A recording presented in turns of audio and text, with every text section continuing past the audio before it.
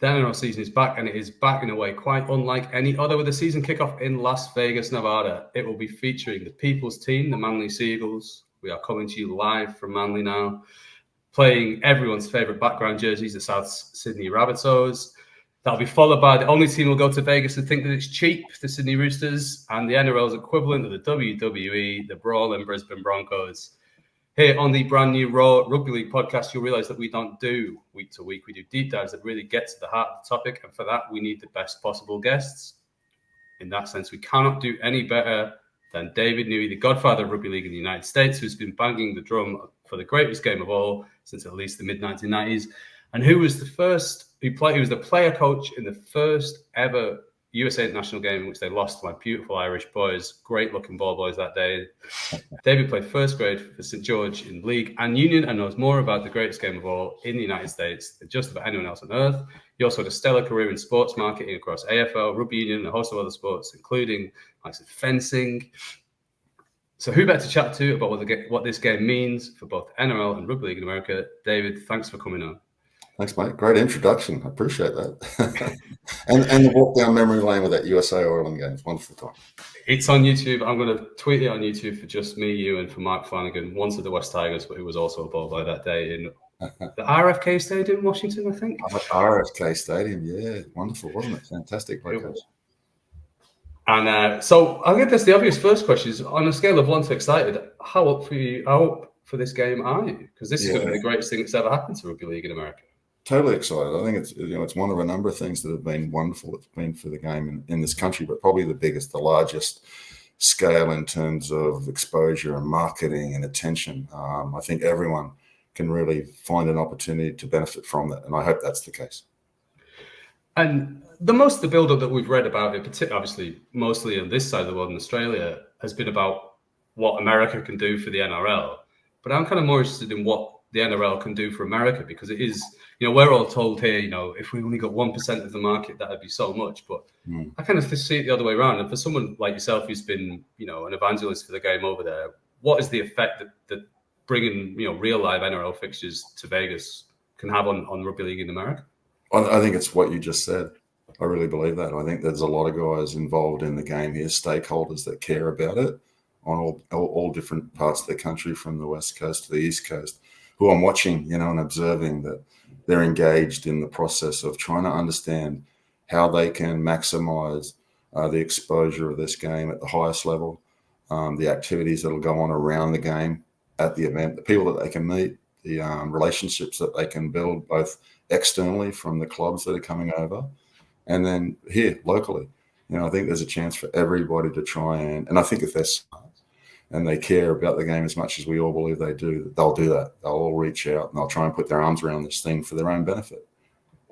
And that's something this isn't the first foray that rugby league's had into America. Obviously, we've had, from 1995, but there was prior to that, there was Wigan played Warrington in Milwaukee. We've had, the Rhinos played Souths in Jacksonville. We've had the Mile High Test in Denver, among other things. I'm wondering, from your perspective, you've been through it all. What makes this different from those sort of, I don't want to call them false dawns, but sort of promising things that never eventuated to much? I think it's the fact that, being told, and I have a reason to believe that it's a longer term plan. This is year 1 of 5 years commitment.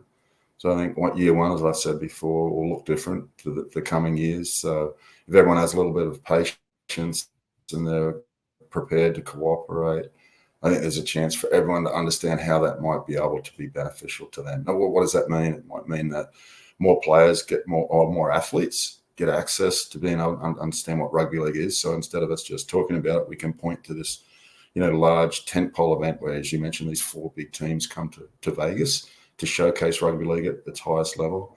There's a combine around it, which means that may in of itself identify athletes who have to come from somewhere. They're going to come from different locations around the country, which in of themselves may have some existing rugby league presence or they may not. So the players are going to be able to, have an opportunity to learn and play the game a little bit more. And then there's all the other elements around that with the masters, just different parts of the game, different layers of the game, different people involved in different areas can get some more deeper access and larger opportunities. I think if everyone just keeps understanding that it's just not coming in for a one-off an event and then leaving, they can find a way to commit and cooperate. I think you've mentioned it there, that the ability to have that moment around which everyone can coalesce, like rugby league in America has been going in various states and forms for many years, but trying to get everybody on the same page at the same time has kind of been a problem, even, rival competitions. And I think maybe it's worth, in your experience, sort of just explaining to people who aren't au fait with everything American rugby league, like how difficult it's been. Obviously, I mean, like Australia's a big country, but America's an absolutely massive country. And just having, I know there's been Jacksonville, Philadelphia, California rugby league, and like even getting those guys in one place at one time is a logistical nightmare before they start falling out with each other, which rugby league people, as anyone who's been in Sydney rugby league or British rugby league will know, British rugby league people can fall out with each other in empty rooms. So just what have the challenges been over the years in terms of just building that continuity, unity, whatever you want to call it? Yeah, I think it's scale. It's been trying to understand and managing scale and expectation. So, when we started in Philadelphia and tried to centralize it and then grow out. And then as that happened, interest came from guys like myself that had, experience or familiarity of rugby league. Unfortunately, sometimes they don't all live close together. In the competition in England, teams, in cities and clubs and towns are a little bit closer. Whereas we have a massive population here, as you know, of over 300 million people, 50 states that sometimes operate, like Europe, as separate countries. The tyranny of distance can be a challenge, and then the weight of expectation that follows any type of beginning. You start the game and it gets a little bit of interest. Automatically, people think that it should be in every state. It should be played, everywhere and as much as you can. But as you and I both know, the economics of that, the resources to support that, they just don't exist until you actually, roll your sleeves up and line a field and wash your jersey and recruit players and then work on education and development of, understanding the game. All of those things take time. And I think, with respect, I said this before, it's like, industry, everyone automatically thinks if this was the oil industry, there's a lot of hard work at the front end, of trying to, drill for oil, speculate for oil, look for it, develop it. But everyone expects that, that the unstreamed product where, just put the gas in the car and we're all happy and now we've got a functioning business. These steps take some time and some real commitment. And a lot of the times, the people that are involved are very enthusiastic at the start, which is fair, which we all are, a bit like this event. And then when you realize the challenges that are associated with it, they lose stamina and it gets hard, but sometimes you just have to see it through. And I think if everyone continues to see this one through with the support of a larger governing body like the NRL potentially, and then the International Federation that, and then the Super League potentially could be part of this event over time, there can be a lot of global support to help local development. Yeah, I remember actually. Having played in the Netherlands competition, it was hard enough, and that's in the Netherlands where there's Rotterdam, Amsterdam, and Den Haag, and they're half an hour on the train away from each other. Right. And then I remember going with Peter Ilfield, who was the previous coach of the USA team, also based in Philadelphia, and me and my mate were going from Philadelphia to Brooklyn. And he just drove us there because he was driving to Boston for a game, him and his mate. Right. And you were thinking, that is longer probably than any trip in British Rugby League. Like if you went from Hull to Cumbria, which would be about as long as you could go in a National Conference League game or whatever. Like he does that for just an average game, but that's not him going to Florida or anywhere else. So it's just that the ability to build a pathway in that is so difficult. Challenging. But I'm interested that you mentioned the combine, because this is something that I think a lot of people I know from Leeds Rhinos briefly thought of it from a Super League perspective as well. And everyone thinks, well, there's so many athletes of a college football, high school football, blah, blah, blah. And I think this is something that the US experiment, if you want to call it that, from the NRL, a lot of people will see that as something that they can do. Is if you can get, even a small percentage of the athletic talent available within the American football system, like that's got to be worth something to, Souths or Manly or whoever it is who actually signs up. And obviously you've worked in you've worked with these athletes before, and I know even back to the Glenn Mills days when you were coaching very, very young kids. Like, can you maybe give us an insight into what that talent pathway could potentially look like? I think the word combine and the whole tryout process is an exciting marketing and branding tool, so to speak. So it can engage athletes across a number of sports. I think it can be misleading as well. I think people think automatically, the next best athletes out of the top tier sports are going to come raining down upon us because they see, a quick opportunity. I know from experience that that's not always the case. All right, we can look a lot deeper and a lot further than just the cohort of athletes that missed out on the NFL.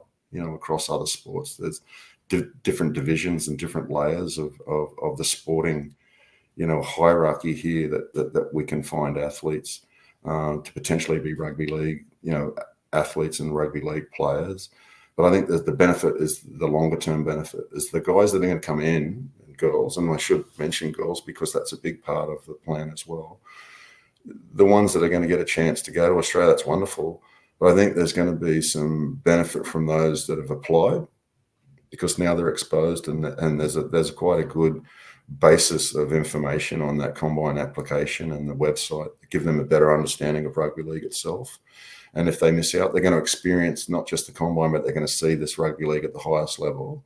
And then hopefully that interest is maintained because they'll go back to somewhere in this country where there's a little bit of rugby league, whether that's in Chicago or whether it's in Pennsylvania or the Mid-Atlantic or whether it's in the Northern or Southern California or in the Midwest, as I mentioned, the Northeast, or whether it's in, the Southwest through Utah and Nevada in that region. There's a lot of opportunity around the combine that I think is a really significant long-term play that I hope that the NRL see through. And what I mean by that? It could be a year-round project. That it actually could be a location where athletes aren't just brought in for this one combine; they could be brought in for several over a period of, every month. And then there's coaching and there's skill-specific instruction where they can be, educated at a far more advanced and considered and dedicated level.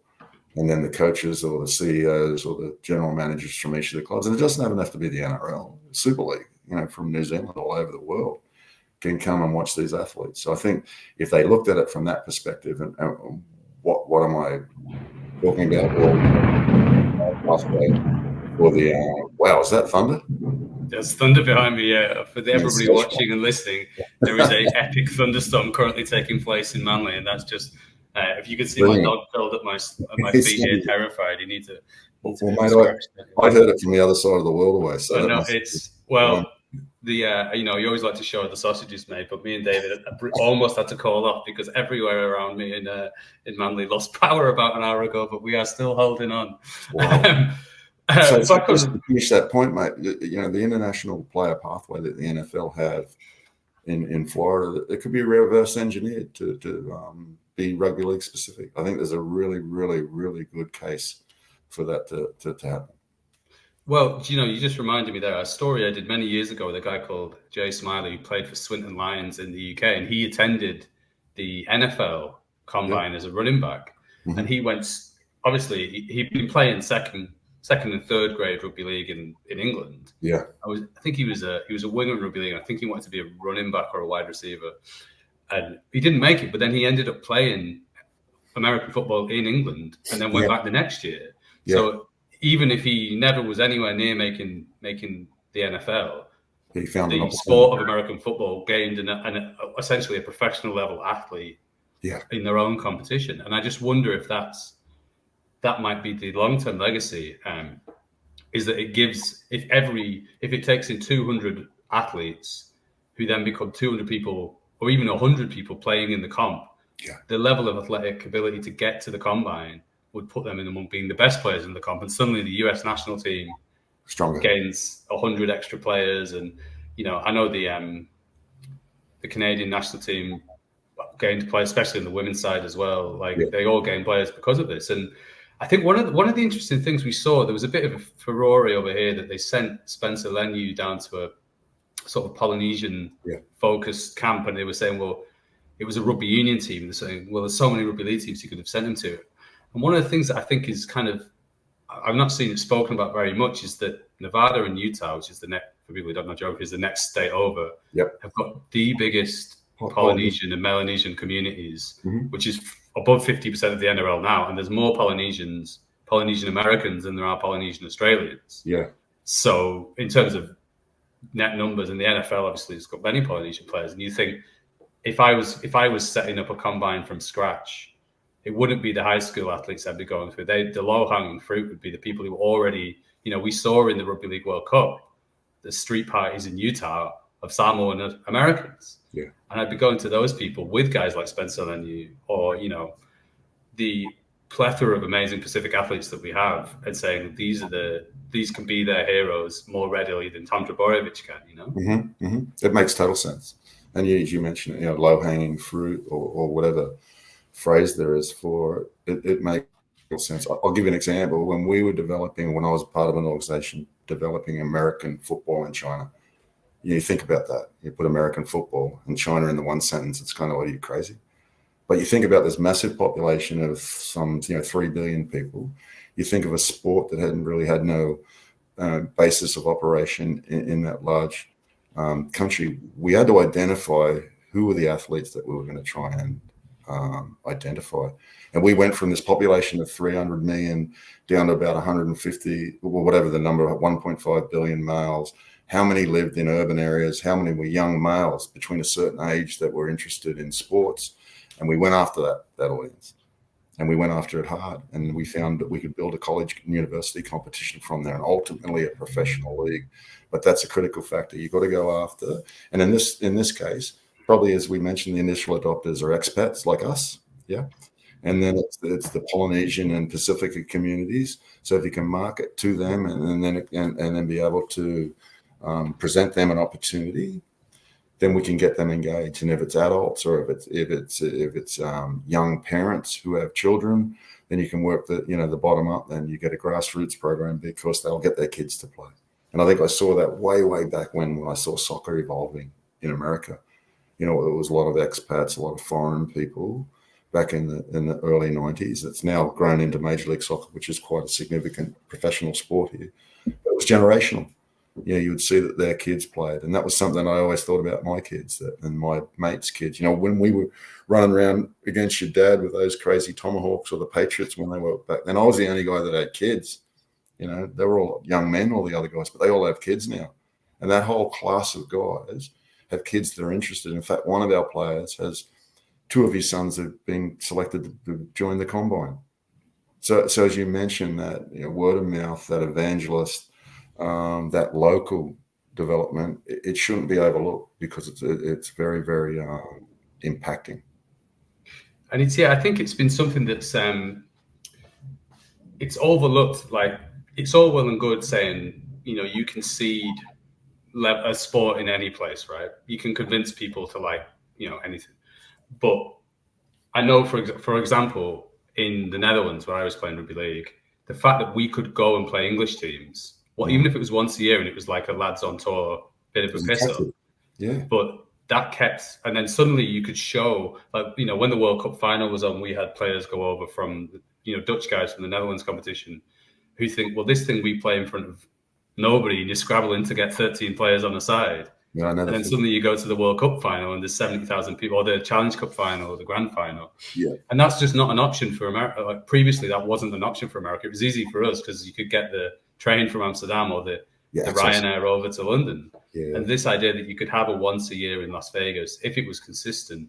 Yeah. And I wonder what's like, I feel like that's the point of the pathway, the most high profile bit, but it'll be, you would hope that in 5 years, it's the least important part, right? It's the most important part will be all the other stuff that happens in aiming to get to that. You created the shape right there. It's the pyramid, isn't it? So at the top, it's the big bang. It's the NRL that are coming in and they're going to put on this monstrous event for everyone to attract the attention to.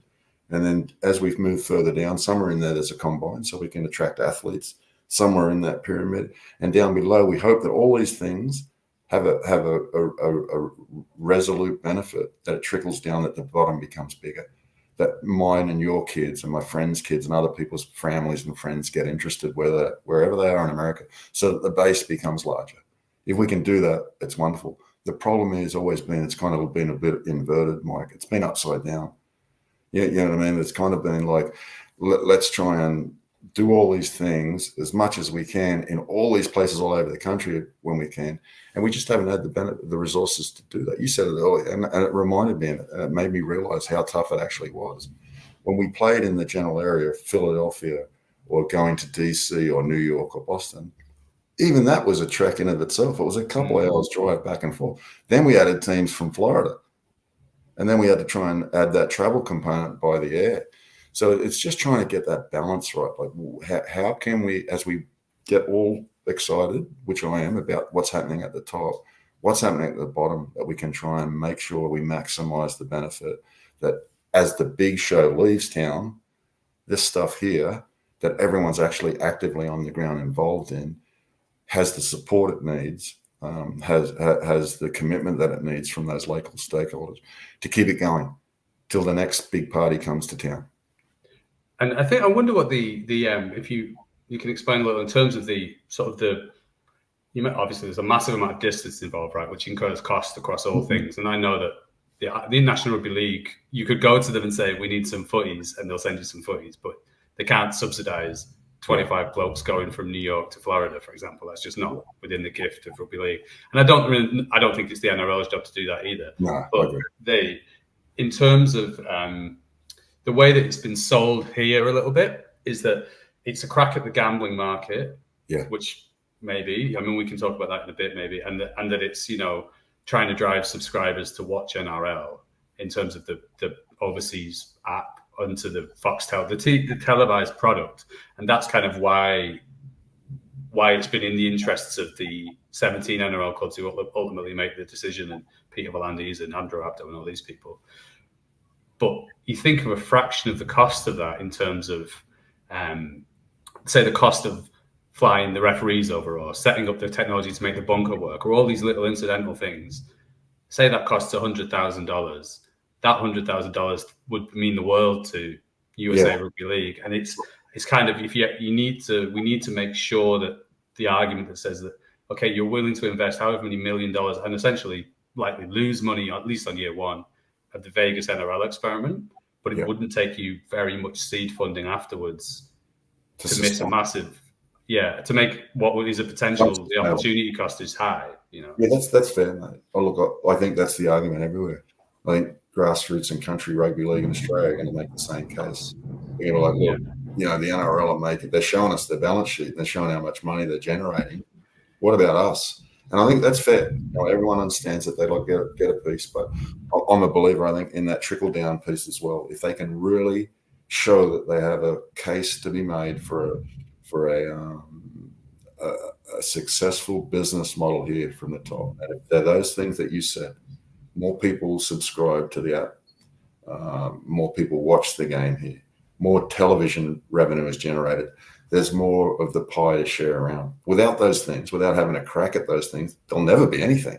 There'll never be that opportunity to try and derive some type of dividend or benefit from that larger pie at the top. So that's why I've been excited, mate. That's why I've been an evangelist for it, because without it, if they do nothing, nothing happens.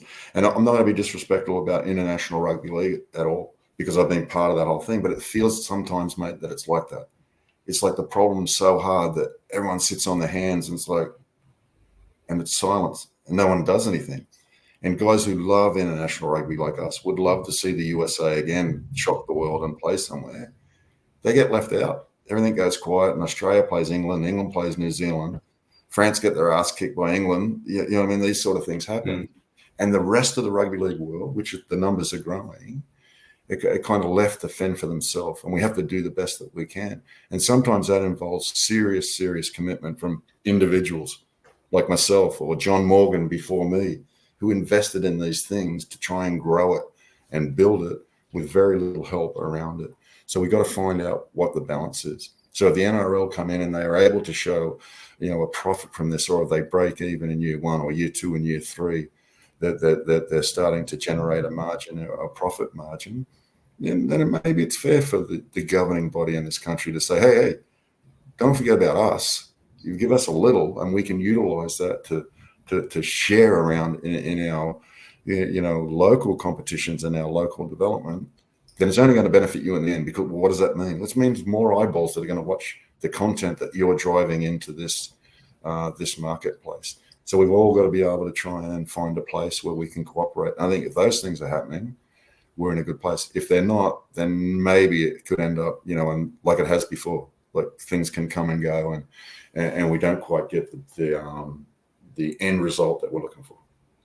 Yeah, it's interesting that you mentioned that, because I think you might end up with, not to use the pyramid analogy, but if you end up with players playing and you end up with 20 guys in a team in Utah playing 20 guys in a team in Nevada, around that grows interest in the wider sport from people who aren't actually playing at all. You get wives, mothers, partners, girlfriends, whatever, and then their kids and so on. And suddenly you've built an ecosystem. And even, this was something that in Europe you could see that, guys who, obviously I play in the men's team, but there is women's rugby league in the Netherlands as well.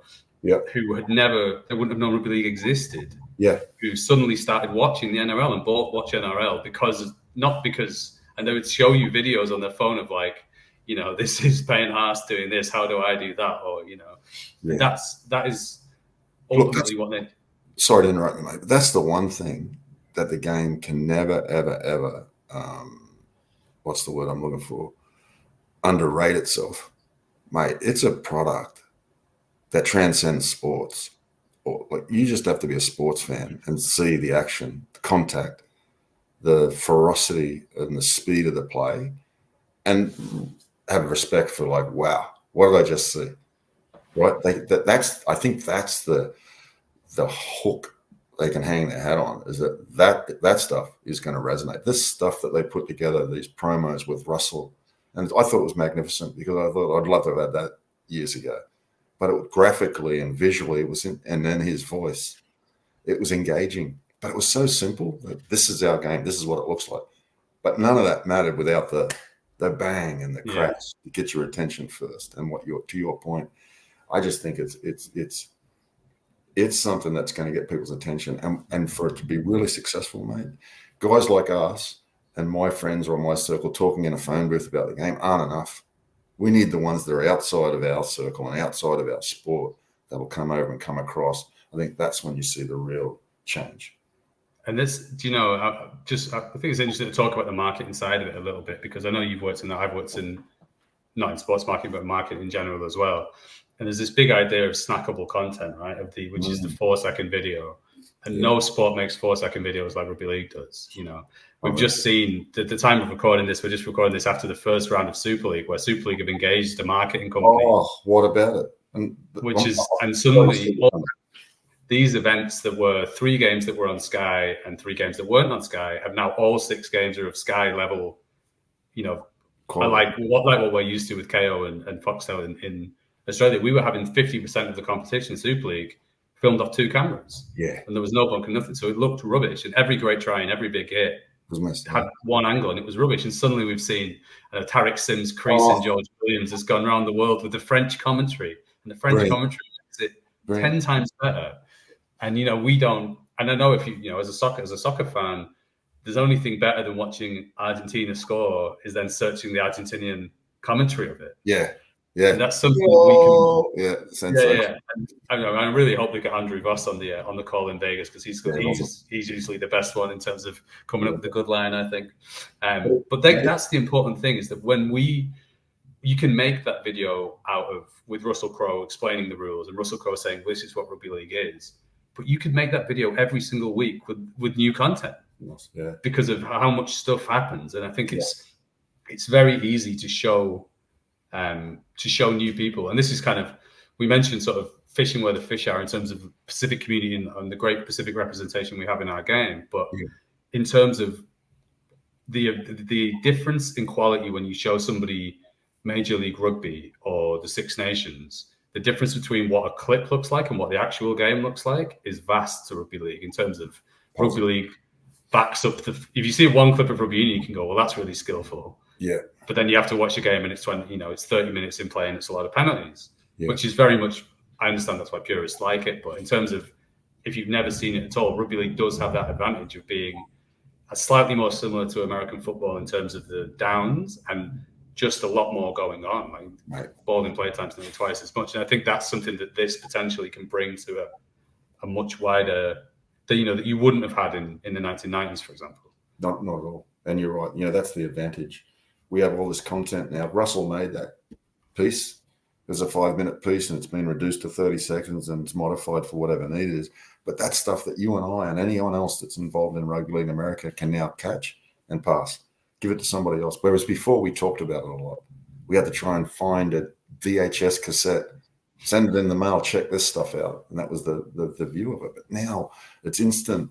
And I think being able to capture that and maximize that, it's so critical, especially here. You think about this game, and people might not realize this, but the game's on March the 2nd here in the US.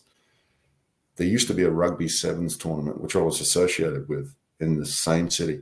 And it's part of the reason why we helped advise them to come here. It was very successful. It was part of that 12-stop thing that the international rugby booked. Yeah. But it made sense, mate. Why? Because it was a modified version of rugby that was captured into 7 minutes, 7 players on 7, and there were dynamic actions, right? And what do you call them? Snackable moments. But it was a destination location that brought all these people into one place. They all had interest in rugby to come and watch. So they got 80 or 90,000 fans over 3 days. And it's true because I was there. And they had broadcast contracts with ESPN and NBC. The NRL are now landing in Vegas because the sevens were taken out of Vegas and relocated to LA. That event will be on the same weekend as the NRL doubleheader. I don't think it's by accident. I don't think the NRL cared, but I think World Rugby decided, like, ooh, that leg of our sevens, now we know those guys are playing in Vegas. We're going to put ours on that date, the same weekend. So it'll be very interesting to see, the numbers, how they stack up. So I think that might give you an indication of, where the bums are sitting and where the shift might be with interest in rugby in this country. And we say rugby in general, right? We know that rugby union's well established here. And rugby league's been working hard to get its stake in the ground as well.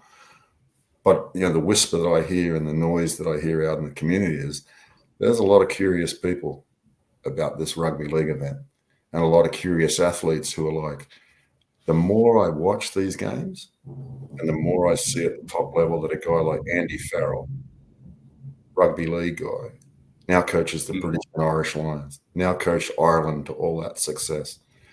People like him, Sean Edwards, they're starting to realize that this whole conversation that used to be in the 90s when I first came about rugby league v rugby union is someone else's fight. Athletes are looking for opportunity. Sports fans are looking to be entertained. And they're starting to turn, mate. They're starting to see this content. That stuff that went around with the guys, when the NRL first dropped down in Vegas and they pushed out some promo pieces, and I helped in my circle share it around, and everyone, what they do, they share it as well. That stopped people dead in their tracks.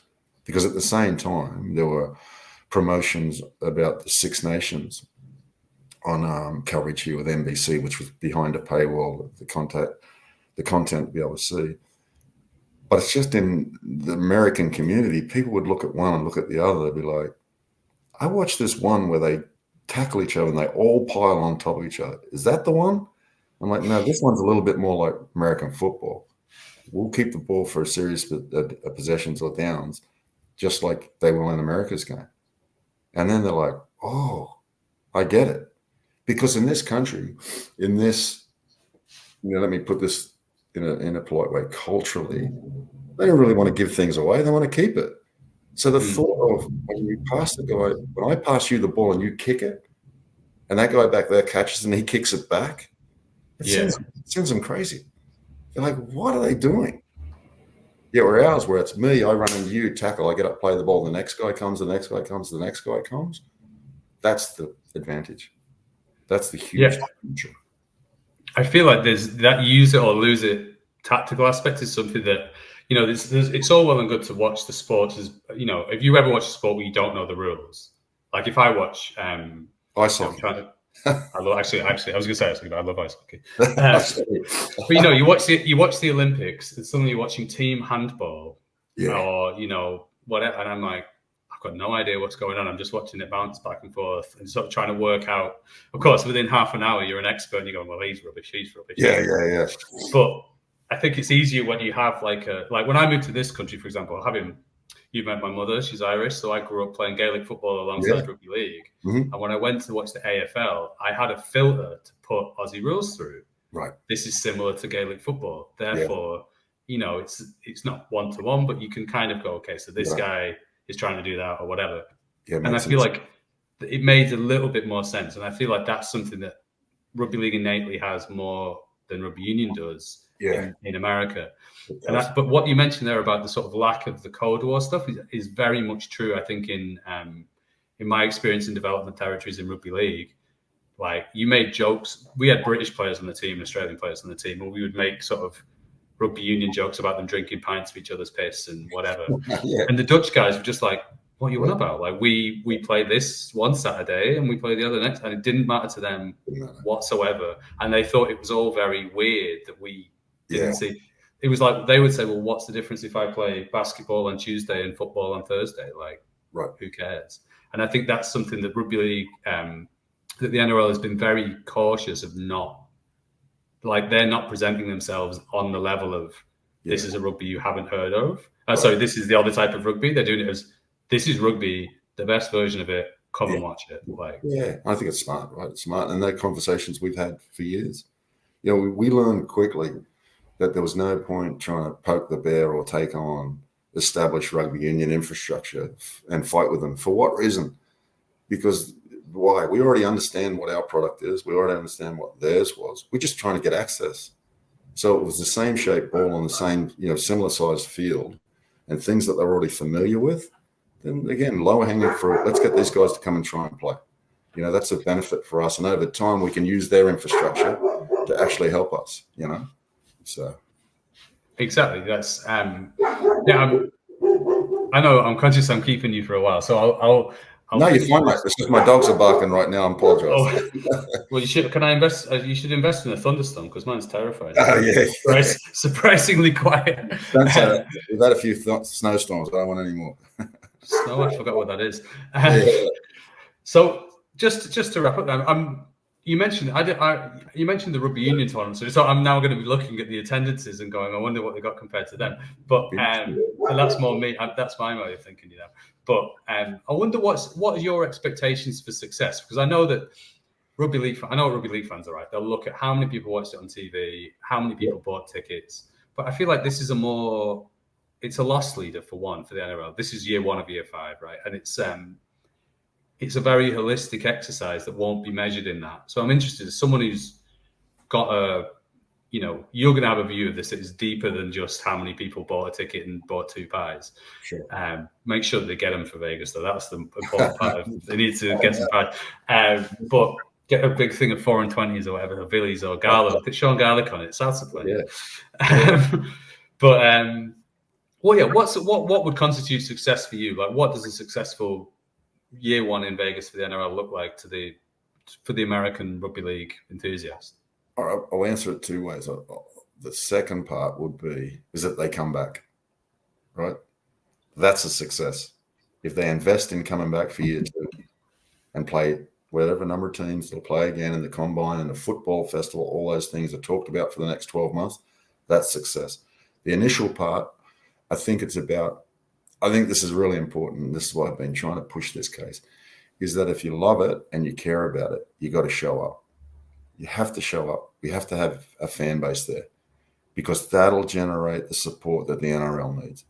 If 15,000 people show up for this game, the NRL are going to be under tremendous pressure from optics that it's like, listen, this might be in the too hard basket. And if the app doesn't move and the things that they're looking for to generate, improving their bottom line, if those things don't work, if those things don't, pass muster in the next finance meeting, whatever it means, it's going to be a battle. That's the truth, mate. We can talk about these things all the time. There were the 4 Nations Rugby League or the different tournaments that we've seen come in and come and go. And we got to be able to, as rugby league people and, people who care about it, be able to make sure that what are the things that we can do? And that is get people to this game. Find all the fans, find all your friends, get everyone through this into this stadium, and then we're going to prove a point that there's an audience and a market for it. One.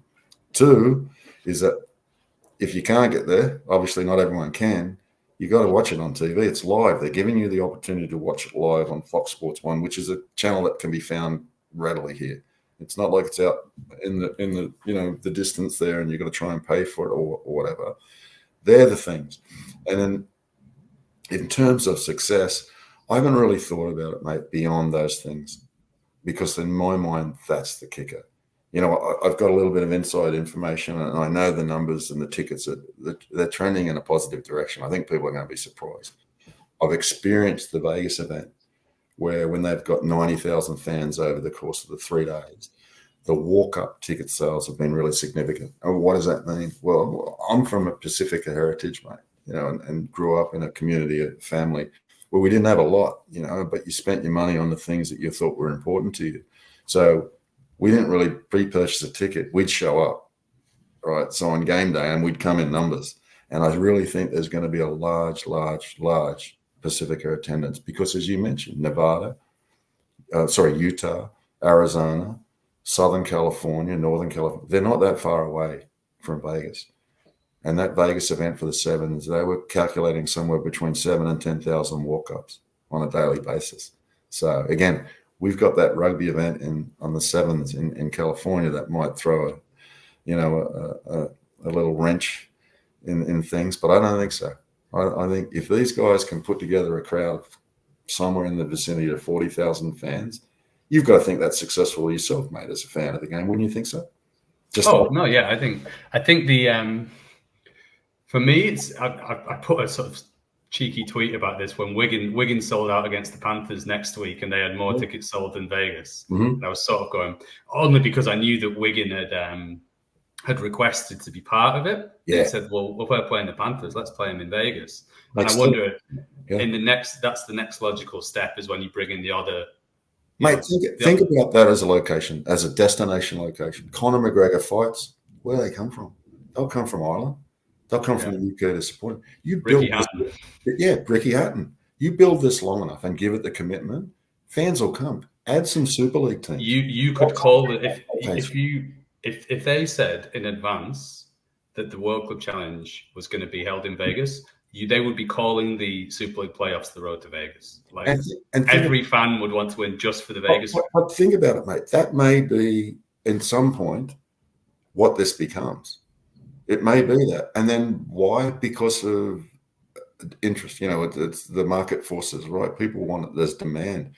But all the other things, I see that IMG is doing a lot for the Super League in the UK.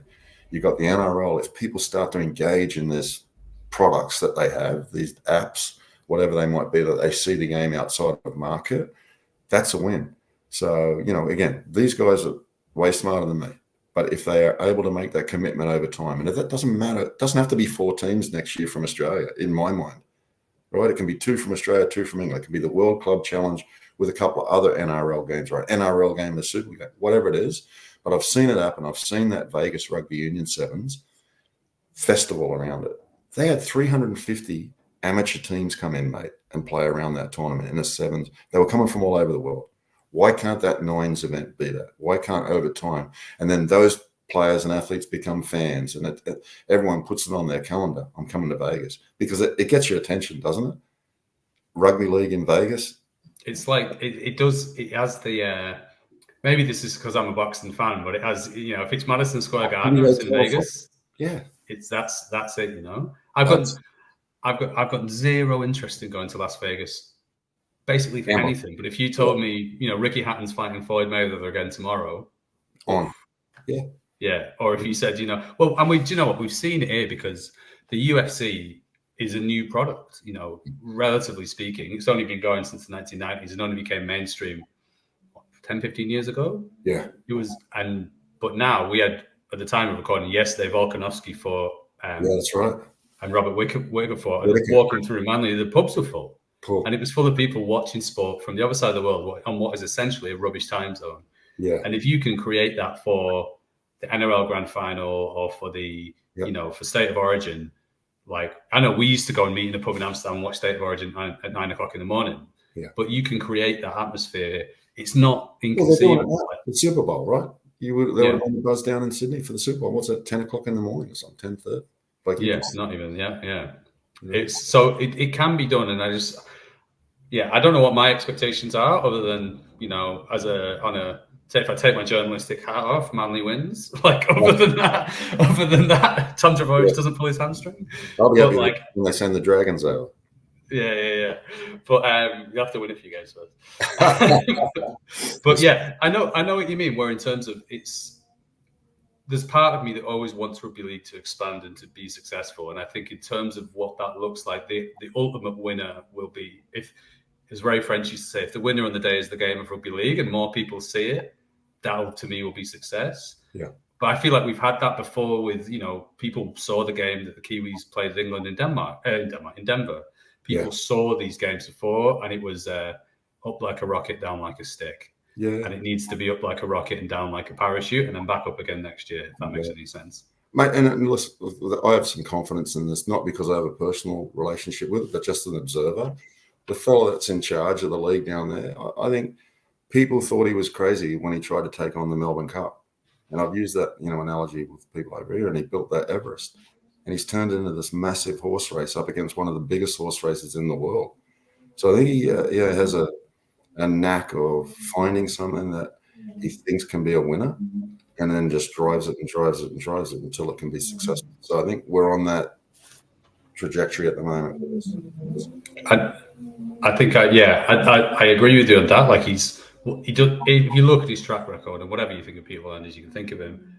He has been very good at setting his mind to something and achieving it.